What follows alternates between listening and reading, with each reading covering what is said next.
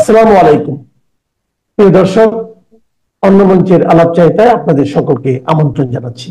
বার্তা রুটি গেল গ্রামে গ্রামে, মিত্তির মশাই যাবেন সাগর সঙ্গমে। আর মিত্তির মশাই হচ্ছেন আমাদের ডক্টর ইউনূস। আর সাগর সঙ্গমটা কি? সাগর সঙ্গম হচ্ছে তিনি অন্য দেশে পলায়ন করবেন। এখন মিত্তির মশাই তো কোথায় পলায়ন করবেন কাউকে কিছু বলছেন না। এখন মিত্তির মশাই যারা সাগরেদ আছেন, এই সাগরেদটা গিয়ে ধরেছে এখন গ্রামের মোড়লকে, যে মোড়ল মশাই আমাদের একটা ব্যবস্থা করুন। মোড়ল হচ্ছে ট্রেসি অ্যান্ড জ্যাকবসন।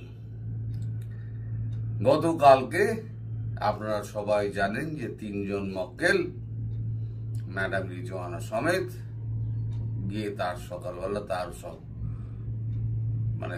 বাড়িতে উপস্থিত, যে একটা ব্যবস্থা আমাদের করে দিতে হবে।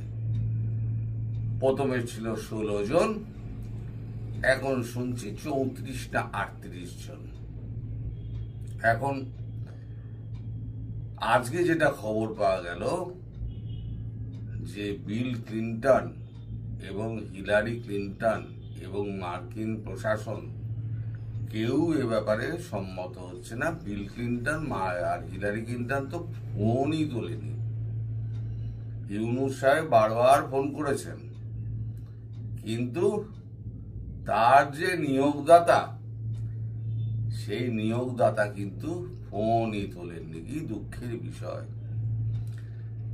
এখন মোড়ল মশাই আর কি করবেন? মোড়ল মশাই পরিষ্কার জানিয়ে দিয়েছেন আমার আর কিছু করার নেই। এখন ভেতরে ভেতরে শোনা যাচ্ছে যত উপদেষ্টা আছেন তারা সবাই বলছেন যে আমাদের অমুক দেশের রাষ্ট্রদূত করে দিন, আমায় তমুক দেশের রাষ্ট্রদূত করে দিন। এমনকি পররাষ্ট্র দপ্তরের যে উপদেষ্টা, এই উপদেষ্টাও আমাদের শান্তশিষ্ট ভদ্রলোক, তাকে প্রশ্ন করলেই তিনি বলেন আমি কি করব বলুন, আমি তো খুব কিছুই জানি না, আমাকে ধরে বেঁধে এখানে এনে বসানো হয়েছে, আমি তো কিছু বলতে পারবো না, কিছু জানি না। আমি এ সবসময় কাঁপছে, বাঁশ পাতার মতো সবসময় কাঁপছে।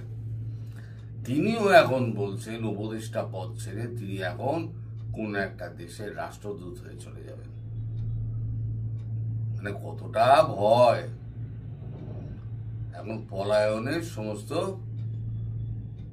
জোয়ার লেগে গেছে, কে কোথায় পলায়ন করবে। এখন যিনি মোড়লের বাবা, যিনি কর্তা ব্যক্তি, মিত্তির মশাই, এই মিত্তির মশাই এখন পাগল হয়ে গিয়েছেন। মিত্তির মশাই ফোন কেউ তুলছে না। ইন্টারন্যাশনাল খিলাড়ি এখন ন্যাশনাল খিলাড়িও নয়। দেশের মানুষও দেখতে পাচ্ছে না, রাজনৈতিক দলগুলো সব মারমার কাটকাট। কোন দিন দেখবেন যে অবস্থা খুব খারাপ, মারমার কাটকাট হতে হতে। বুঝতে পারছেন যে দিন ঘনিয়ে আসছে। সুতরাং বহু আগে আমি বলেছিলাম যে পলায়তি সজীবতী, পলায়ন করুন। আমায় বলতে পারবেন না, আমি কিন্তু বহু আগে থেকে বলেছি যে পলায়ন করুন, আপনাদের সময় কমে আসছে, পৃথিবী আপনাদের কাছে ছোট হয়ে আসছে, আপনারা একেবারে সবাই ল্যাঙ্গর ধরে আপনাদের খুলে মারপিট করবে, আপনাকে বিবস্ত্র করে এই সমস্ত করবে। আমি কিন্তু, আপনারা সাক্ষী আছেন, আমি কিন্তু অনেক দিন আগে থেকে বলে যাচ্ছি। দূরদৃষ্টি আছে আমার, এটুকু বলতে হবে আপনাদের। যতই আপনারা প্রথম গুজববাজ বলে আমায় দাগিয়ে দিন না কেন, কিন্তু আমি যা যা বলেছিলাম দেখুন তাই মিলে যাচ্ছে। দেখুন এখন পলায়নের জন্য সব ব্যতিব্যস্ত হয়ে উঠেছে। কিন্তু উনি যে কাণ্ডটি আমাদের মিত্তির মশাই করে এসছেন, মোহাম্মদ ইউনূস, বিল ক্লিন্টন এবং হিলারি ক্লিন্টনের সভায় মাহফুজকে স্টেজে তুলে দিয়ে একেবারে মাস্টার মাইন্ড তিনি বলেছিলেন না, মিটিকুলাস প্ল্যান ডিজাইনের মাধ্যমে সরকার ফেলা হয়েছে এবং এর মাস্টার মাইন্ড হচ্ছে মাহফুজ আলম তাকে পরিচয় করে দিয়েছিলেন, প্রচুর হাততালি কুড়িয়েছিলেন। সে হচ্ছে 1.5 বছর আগের ঘটনা। এই 1.5 বছরের মধ্যে গঙ্গা, পদ্মা, যমুনা দিয়ে অনেক জল টল বয়ে গেছে। এখন তার যা করার কাজগুলো সেই কাজগুলো তিনি করেননি, উল্টে তিনি দেশটাকে ধ্বংসের দ্বার প্রান্তে এনে দিয়েছেন। কারখানা নেই, মানে আপনার কর্মহীনের সংখ্যা বাড়ছে, বাজার দর নিয়ন্ত্রণের বাইরে চলে গেছে, বেকারের সংখ্যা বাড়ছে, আপনার সমস্ত প্রতিষ্ঠানগুলো আর্থিক কষ্টে ভুগছে। আপনার যে সমস্ত বস্ত্র প্রতিষ্ঠান আছে তারা একেবারে কান্নাকাটি ছুড়ে দিয়েছে, তাদের অবস্থা খুব খারাপ। কূটনৈতিক সম্পর্ক বলে কিছু নেই, ধার ক্রমশ বেড়ে চলেছে। $130 বিলিয়ন টোটাল ধার হয়েছে। $130 বিলিয়ন ধার হয়েছে। তার মানে আপনি যদি 1.5 বছরের হিসেবটা করেন, প্রতি মাসে গিয়ে দাঁড়াচ্ছে $16 থেকে $18 বিলিয়ন ধার হয়ে গেছে। ধার মেটাবে কে? এখন তো 16 বিলিয়ন করে ধার হয়ে গেছে, তাহলে শেখ হাসিনা $16 বিলিয়ন কি করে পাচার করেছেন? সে প্রশ্ন তো উঠতেই পারে। এখন তিনি তো তার জবাব দেবেন না, আর জবাব দেওয়ার মতো অবস্থায় নেই। তিনি এখন এই জামাতের সঙ্গে বিএনপির লাগিয়ে, বিএনপির সঙ্গে এনসিপির লাগিয়ে, সব লাগিয়ে টাগিয়ে দিয়ে একটা প্যাচ কাটিয়ে তিনি এখন সবাইকে ব্যস্ত রেখে নীরবে কাটার চেষ্টা করছেন। হ্যাঁ, সেই জন্য এখন ধরা হয়েছে আমাদের এই একে কি বলে আপনাদের এনএসএ, খলিলুর রহমান এখন নিমরাজি হচ্ছে না, মানে বলে আমি যাব না, আমি গিয়ে শুধু অপমানিত হব না। এখন এরা জোরাজোরি করছে যেতেই হবে। লুপসে সিদ্ধি গেলে তো পাত্তাই পাবে না, দরজা দিয়ে ঢুকতেই পারবে না। হ্যাঁ, ওই অনুষ্ঠানে, ওই কলম্বিয়ার এই অনুষ্ঠানে ওইটাতে কনক্লেভে ওইখানে যোগ দেবেন, যোগ দিয়ে উনি বেরিয়ে চলে আসবেন। যদি খলিলুর যায় তাহলে পরে হয়তো আমাদের অজিত দোভালের সঙ্গে তার 2-4টে কথা হতে পারে, কারণ অজিত দোভালের সঙ্গে তার একটা যোগাযোগ আছে। এই যোগাযোগটা তিনি বুদ্ধিমান মানুষ রেখে দিয়েছেন। এখন ভারতবর্ষ যে জায়গায় দাঁড়িয়ে আছে, দেখুন ভারতবর্ষের বিজেপির এখন শক্তি আরো বেড়ে গেছে। প্রথমে মহারাষ্ট্র জিতল, তারপর হরিয়ানা জিতল, তারপর ভূমিধস ভোটে হচ্ছে বিহার জিতল, এবার রয়েছে পশ্চিমবঙ্গ। তা এই অবস্থায় দেশের মানুষ পুরো নরেন্দ্র মোদীকে ফুল দিয়ে সমস্ত শুভেচ্ছা জানাচ্ছে। আর নরেন্দ্র মোদী গতকালকে ওই সৌরভ গাঙ্গুলির মতো বিহারে গামছা উড়িয়েছেন, এরম করে সেই ছবিও বেরিয়েছে, বিহারে গামছা উড়াচ্ছেন। আমি দেশের মানুষের জন্য কাজ করতে এসেছি, আমি দেশের মানুষের জন্য কাজ করে যাব। আমার ঘর নেই, আমার সংসার নেই, আমার কোনো পরিবার নেই, আর আমি হলাম গিয়ে ফকির মানুষ। আজকে আমি আছি, কাল যেদিন আমার ক্ষমতা থাকবে না, ঝোলা তুলবো, ভোলা চলে যাবে। দেশের মানুষ কাকে বিশ্বাস করবে? একজন ফকিরকেই তো বিশ্বাস করবে। তাকে তো দেখেছে একদিন ধরে তার সিম্পল জীবনযাপন, মানুষের সঙ্গে তার ব্যবহার, প্রত্যেকটা মানুষকে সমান অধিকার দেওয়া। এখন যে পরিস্থিতির সৃষ্টি হয়েছে তাতে মোদিজির উপরেতে মানুষের প্রত্যাশাটা আরো বেড়ে গেছে। ফলে এই যে শাকালাকা বুম বুম হওয়ার যে সম্ভাবনাটা আছে, এই শাকালাকা বুম বুম খুব শিগগিরই হবে, কারণ এটা খলিলুর রহমান জানেন। আর জানেন বলেই তিনি মুখ পোড়াবার জন্য তিনি এখানে আসতে রাজি হচ্ছেন না। নিমরাজি, মানে রাজি হচ্ছেন না, এরা চাপ দিচ্ছে, এই করছে ওই করছে, এই সমস্ত চলছে। তবে একেবারে অনলাইনার যেটা হলো, মিত্তির মশাই চলিলেন সাগর সঙ্গমে, এখন সবাই মোড়লকে ধরিয়াছে। মোড়ল বলিলেন আমার কিছু করার নাই। মিত্তির মশাই বলেছেন, আমার মিত্তির মশাই মানে মিত্তির মশাইয়ের যে মিত্তির মশাই, মৃত্যুর মশাই হচ্ছে গিয়ে আমাদের বিল ক্লিন্টন, হিলারি ক্লিন্টন এবং ডিপ স্টেট এবং মার্কিন কংগ্রেস, তারা বলে দিয়েছে এই ব্যাপারের মধ্যে আমরা আর কিছু নেই, আমাদের কাজ হয়ে গিয়েছে, আমাদের সম্পর্ক মিটে গিয়েছে। বলেছি না, ডিপ স্টেটের কাজ হয়ে গেলে ডিপ স্টেট কাউকে ছাড়ে না, চেনে না, ডিপ স্টেট লাথি মেরে সরিয়ে দেবে, তার কাজ হয়ে গেছে। আর এখানে তো কাজই হয়নি, তার কাজ করতে গিয়ে তাকে আরো বেকাজ করে দিয়েছে। ফলে মৃত্যুর মশাই সাগর সঙ্গমে হয়তো যাওয়া হচ্ছে না। হ্যাঁ, একটা শোনা যাচ্ছে ইস্ট তিমুরে তিনি যেতে পারেন, সেখানে $80 বিলিয়ন তারা সব ওখানে জমি টমি কিনেছে, ব্যবসাপত্রে খাটিয়েছে, সেখানে টাকা দিলে থাকা যায়। এখন ইস্ট তিমুর যদি জায়গা হয় তাহলে ইস্ট তিমুর, না হলে পাকিস্তান। আর পাকিস্তানে গেলে পাকিস্তানে তো এখন তো অবস্থা জানেন, যে কোনো দিন দামাদাম মস্ত কালান্দার হয়ে যেতে পারে। আর এখানে হবে হ্যাপি হোলি। হ্যাপি হোলি যে কোনো দিন হবে, সেটা আমি বলবো বিকেল বেলাতে, এখন নয়। সবকিছু সময় থাকে, বিকেল বেলা হলো হ্যাপি হোলির সময়। সারা পৃথিবীর কূটনৈতিক মহল বলছে শেখ হাসিনার দেশে ফেরা শুধুমাত্র সময়ের অপেক্ষা।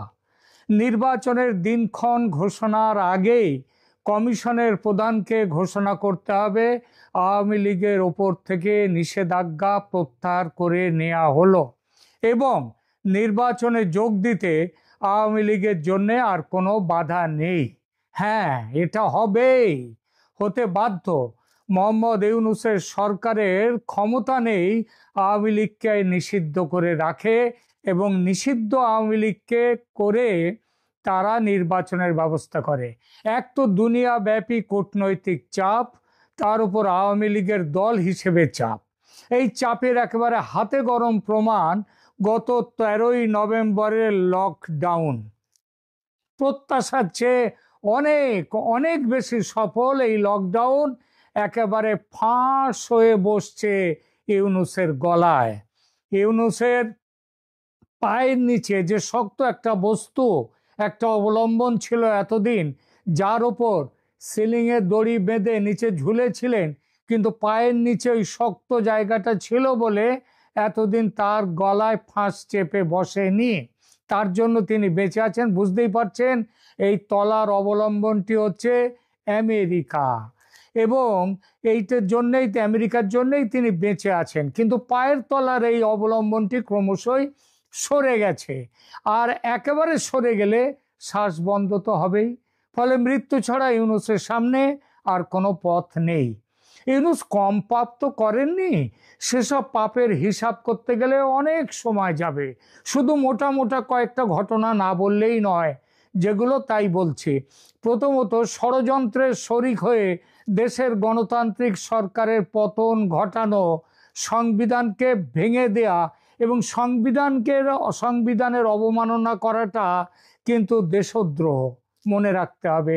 এবং দেশদ্রোহের শাস্তি মৃত্যুদণ্ড। দ্বিতীয়ত, দেশটার অসাম্প্রদায়িক আত্মাকে হত্যা করে ইসলামী মৌলবাদীদের হাতে তিনি দেশটাকে তুলে দিয়েছেন, সেইটা তার আর এক বড় অপরাধ। তৃতীয় অপরাধ, মব সন্ত্রাসে মদদ দিয়ে কয়েক শত নিরপরাধ মানুষকে তিনি, মানুষের যে হত্যা হয়েছে তার দায় তার ওপরেই বর্তাবে, কারণ এদের বিরুদ্ধে তিনি কোনো ব্যবস্থা নেননি। চতুর্থত, নিজের বিরুদ্ধে ওঠা যাবতীয় মামলা ও অর্থদণ্ড থেকে নিজেকে অব্যাহতি দিয়ে নিয়েছেন তিনি, যেটা তার উচিত নয়। পঞ্চমত, দেশের অর্থনীতি ধ্বংস করা, সংবিধান ধ্বংস করা, সংবিধান ব্যাখ্যার নামে জালিয়াতি করে ক্ষমতা দখল করা, অর্থাৎ ভুয়া একটা সংবিধানের ব্যাখ্যা দিয়ে ক্ষমতা দখল করেছিলেন। কত আর বলবো, তাই শেষটা বলি, সেটা হলো 32 নম্বর ধানমন্ডির বাড়ি ধ্বংস করা। এই বাড়ি ছিল মুক্তিযুদ্ধের তীর্থস্থান। যদি 5 আগস্টের আগে ধ্বংস হতো এই বাড়ি, তাহলে একটা কথা ছিল, বলা যেত উন্মত্ত জনতার ক্রোধের বলি হয়েছে বঙ্গবন্ধুর বাড়ি। যেমন আরো অনেক কিছু ভেঙে চুরমার হয়েছিল সেদিন, এমনকি বঙ্গবন্ধুর বিশাল যে মূর্তি, সেটাকে কিভাবে অপমান করা হয়েছিল সেটা দেখা গেছে। কিন্তু তা তো নয়, তিনি ক্ষমতায় বসার পর মুক্তিযুদ্ধের স্মৃতি ও ইতিহাস মুছে দেওয়ার সংকল্প নেওয়ার পর ভাঙা হয়েছে এই বাড়ি। তিনি কিছুই করেননি, বরং যারা এই ধ্বংসের কাজে লিপ্ত ছিল তাদের পক্ষে সাফাই গেয়ে বলেছেন এটা নাকি মানুষের স্বতঃস্ফূর্ত ক্রোধের বহিঃপ্রকাশ, এবং ভারত থেকে শেখ হাসিনার দেয়া উস্কানিমূলক বক্তব্যের জন্যই নাকি এটা হয়েছিল। ৩২ নম্বর ভাঙার পর পাকিস্তানের শাসক ও সামরিক বাহিনীর উল্লাস ছিল দেখার মতো। ধানমন্ডির ৩২ নম্বর বাড়ি ধ্বংসের ঘটনাটি ঘটে 2025 সালের এবছর 5ই ফেব্রুয়ারি। তারপর দিন 6 ফেব্রুয়ারি পাকিস্তান সেনাবাহিনীর একটি এক্স হ্যান্ডেলে অ্যাকাউন্টে টুইট করে শেখ মুজিবুর রহমানকে বিশ্বাসঘাতক বলা হয় এবং বাড়িটি গুড়িয়ে দেয় উচ্ছ্বাস প্রকাশ করে বলা হয় এতদিনের সেদিনের শোধ নেওয়া গেল। মোহাম্মদ ইউনূসের এসব কাজ বলা বাহুল্য দেশদ্রোহিতার অপরাধ, সেই সঙ্গে ফৌজদারি অপরাধও বটে। শেখ হাসিনা দেশে ফিরে এবং ক্ষমতায় ফিরে ইউনূসের সব অপরাধের যে বিচার করবেন বলাই বাহুল্য। তিনি আগে থেকে নিজেকে এবং নিজের সাঙ্গপাঙ্গদের ইনডেমনিটি দিয়ে রেখেছেন বটে, তবে সেসব কোনো কাজে আসবে না। এখানে একটা প্রশ্ন স্বাভাবিকভাবে ওঠে যে দেশে না হয় ফিরলেন শেখ হাসিনা, কিন্তু দেশে ফিরলেই তো ক্ষমতায় ফেরা হয় না, আর ক্ষমতায় না বসতে পারলে ইউনূসের বিচার কিভাবে করবেন তিনি? তাহলে প্রশ্ন, ক্ষমতায় কিভাবে ফিরবেন ও কবে ফিরবেন? সেই প্রশ্নের জবাব পেতে আমরা চোখ রাখবো একটা বিশেষ খবরের দিকে। বেশ কিছুদিন ধরে বাংলাদেশ অন্তর্বর্তী সরকারের উপদেষ্টারা সেফ এক্সিট নিয়ে দেশ ছাড়তে চাইছেন, এটা কোনো গোপন খবর নেই। আর এমনকি ইউনূসের নিজের দল এনসিপির আহ্বায়ক নাহিদ ইসলাম পর্যন্ত নিজের সাংবাদিকদের ডেকে বলেছেন যে বেশ কয়েকজন উপদেষ্টা পালাতে চাইছেন, তাদের নাম তার কাছে আছে এবং সে নামগুলো তিনি ফাঁস করে দেবেন যথাসময়ে। একবার ভাবুন তো, কেন কথা বললেন নাহিদ ইসলাম?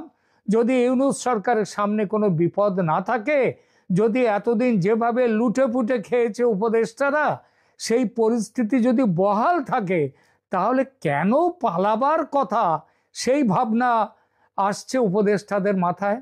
আওয়ামী লীগ নিষিদ্ধ, তাদের নির্বাচনে দাঁড়াবার সম্ভাবনা নেই, তাছাড়া দেশে আওয়ামী লীগের সমর্থক নেই, এটাই তো তারা বলেন। আর তাহলে কাকে ভয় পাচ্ছেন ইউনূস ও তার চেলা চামুন্ডারা? তারা তো জামাতের ঘরের লোক, এনসিপি তাদের নিজেদের দল, আর বিএনপি জুলাই অভ্যুত্থানের অন্যতম শরিক তো বিএনপি। গত বছরের অন্তর্বর্তী সরকারের সব পাপের অংশীদার তো তারাও। ওই ৩২ নম্বর ভাঙায়, সেই যে ভাঙার কাজে বিএনপিও তো জড়িত ছিল।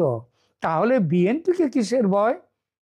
বিএনপিকে এরা ভয় পাচ্ছে না, কারণ এরা জানে আওয়ামী লীগকে ভোটের বাইরে রাখা যাবে না। আওয়ামী লীগ ভোটের ময়দানে এলে ঝড়ের মুখে বাঁশ পাতার মতো উড়ে যাবে ইউনূস, এনসিপি, জামাত, বিএনপি। তেমন পরিস্থিতিতে বিএনপি, জামাত, এনসিপি জোট বেঁধে লড়াইতে নামতে পারে, তবে তাতেও লাভ হবে না। কেন হবে না? কারণ ভারত আছে শেখ হাসিনার পাশে। কিভাবে আছে, কিভাবে মদদ দেবে? যেভাবে থাকলে ভোটের ময়দানে ভালো ফল করা যায়, প্রতিদ্বন্দ্বিতায় থাকা যায়, প্রতিদ্বন্দ্বিতায় জেতা যায়। আর কিছু ভেঙে বলছি না, এটা আওয়ামী লীগের বিরোধীরা জানে বলেই পালাবার জন্য ব্যস্ত হয়ে উঠেছে। মার্কিন হাই কমিশনের ট্রেসি জ্যাকবসনের সঙ্গে কথা বলতে একের পর এক উপদেষ্টা ছুটছেন, তবে কাজ হচ্ছে না, কোনো আশার আলো নেই। এসব খবর পাচ্ছেন ইউনূস। তিনি বুঝেছেন ট্রাম্পের প্রশাসন তাকে বলির পাঁঠা করতে চায়। তারা ইউনূসকে দেশ ছাড়তে দেবে না এবং ভারতও দেবে না, এখানে তাকে আটকে দেবে। আর ইউনূস যত দেখছেন পালাবার পথ বন্ধ হচ্ছে, তত বেসামাল হয়ে উল্টো পাল্টা বকতে শুরু করেছেন। কদিন আগে ভারতের রক্ষামন্ত্রী রাজনাথ সিং কড়া গলায় ধমক দিয়েছেন ইউনূসকে, বলেছেন ঠিকঠাক না চললে আমরা ব্যবস্থা নিতে পারি, তবে চাই না বাংলাদেশের বিরুদ্ধে তেমন কোনো কড়া ব্যবস্থা নিতে। একদিকে ভারতের হুমকি, অন্যদিকে শেখ হাসিনার ফিরে আসা, দুই সাঁড়াশি চাপে দিশেহারা ইউনূস। বাঁচার রাস্তা একে একে বন্ধ হয়ে যাচ্ছে, একে একে নিভিছে দেউটি। পাপ বাপকেও ছাড়ে না, আপনিও ছাড় পাবেন না মোহাম্মদ ইউনূস। আগে আপনার পাশে দাঁড়াতো নোবেল জয়ীদের দল, গত 15 মাসে যা করেছেন আপনি, তাতে কেউ আর আপনার পাশে আসবে না। দেখতে পাচ্ছেন নিজের